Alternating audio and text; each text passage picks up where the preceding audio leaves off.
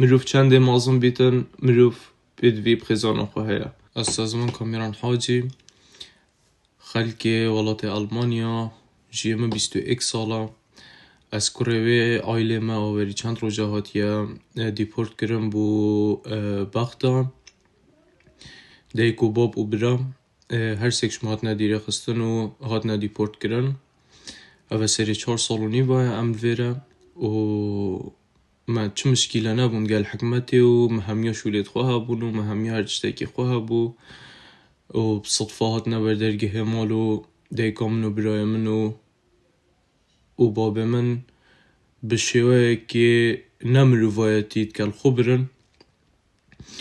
و سبب وانجی تدا حتی نو که بدرستاهی ام نظانین جبلی هندیکو هر دو محکمه دا جوابان خیر ورگرد بکل آلمانیا بمینن و هر واسا باب من افسری 3 سال و نیو الولات آلمانیا الريزا شولت كاتن و يبي مشكلة شولي فول سويديت كاتن و باري حكمتي بوي كلاكي كيم بو و هر واسا برای من عمري 13 ساله و المدرسه بو و او جيبي مشكلة بو وكي باب من و ديكا مجي المدرسه بو خفرت كرا لغتي حتى نوكا و نزيكي امتحاني بو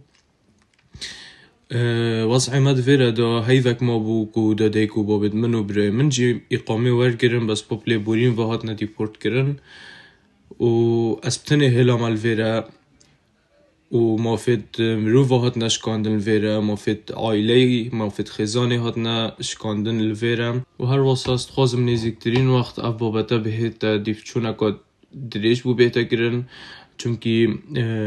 اوه كاريت مروفايتي نينن و گلک کاری که به مروایتیا همی بالگت وایل بردسته من کو ام به مشکل بون از دخوازب نزیکترین وقت